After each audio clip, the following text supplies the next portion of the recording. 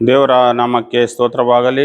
ಈ ಸಮಯದಲ್ಲಿ ದೇವರ ವಾಕ್ಯವನ್ನು ಹೇಳಿ ಒಂದು ಪ್ರಾರ್ಥನೆ ಮಾಡಲು ದೇವರು ನಮಗೆ ಕರೆ ಕೊಟ್ಟಿದ್ದಕ್ಕಾಗಿ ದೇವರಿಗೆ ಕೋಟಿ ಅನುಕೋಟಿ ಸ್ತೋತ್ರವನ್ನು ಸಲ್ಲಿಸುತ್ತೇನೆ. ವಾಕ್ಯವನ್ನು ಕೇಳುವ ಪ್ರತಿಯೊಬ್ಬರು ದೇವರ ಒಂದು ಪರಿಶುದ್ಧ ನಾಮಕ್ಕೆ ಪಾತ್ರರಾಗಿ ಆಧ್ಯಾತ್ಮಿಕ ಜೀವನದೆಡೆಗೆ ನಡೆಯಬೇಕೆಂಬುದಾಗಿ ಈ ನಮ್ಮ ಉದ್ದೇಶವಾಗಿದೆ. ಈ ದಿನ ನಾನು ಆಯ್ದುಕೊಂಡಂತ ವಚನ ಭಾಗ ತೀತನಿಗೆ ಬರೆದ ಪುಸ್ತಕ 2ನೇ ಅಧ್ಯಾಯ 14ನೇ ವಚನವಾಗಿದೆ. ಯೇಸು ಕ್ರಿಸ್ತರು ನಮ್ಮನ್ನು ಸಕಲ ಅಪರಾಧಗಳಿಂದ ವಿಮೋಚಿಸಿ ಪರಿಶುದ್ಧರನ್ನಾಗಿಸಿ ಸತ್ಕಾರ್ಯಗಳಲ್ಲಿ ಆಸಕ್ತರಾದ ಒಂದು ಜನಾಂಗವನ್ನಾಗಿ ಮಾಡಿದರು. ತಮ್ಮ ಸ್ವಂತದವರನ್ನು ಆಗಿ ಮಾಡಿಕೊಳ್ಳಲೆಂದು ತಮ್ಮನ್ನೇ ನಮಗಾಗಿ ಸಮರ್ಪಿಸಿಕೊಟ್ಟರು. ಇದು ದೇವರು ತನ್ನ ಪ್ರಾಣವನ್ನೇ ನಮಗಾಗಿ ಕೊಟ್ಟರು ಎಂಬುದಾಗಿ ಈ ವಚನದಲ್ಲಿ ನಾವು ತಿಳಿದುಕೊಳ್ಳಬೇಕಾಗಿದೆ. ಯಾಕೆಂದರೆ ಇದು ಸ್ವಲ್ಪ ಆಧ್ಯಾತ್ಮಿಕವಾಗಿ ನಾವು ತೆಗೆದುಕೊಳ್ಳಬೇಕು. ಅನೇಕರಿಗೆ ಈ ವಾಕ್ಯಗಳು ಅರ್ಥವಾಗುತ್ತಿಲ್ಲ.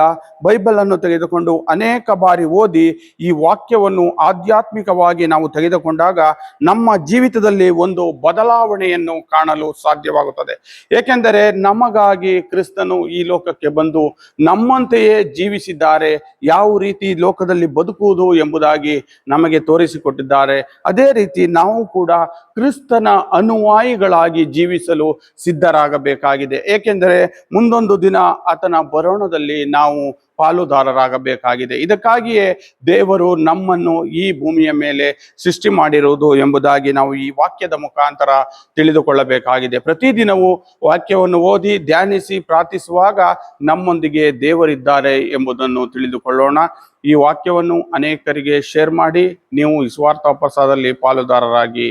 ಆಮೇನ್.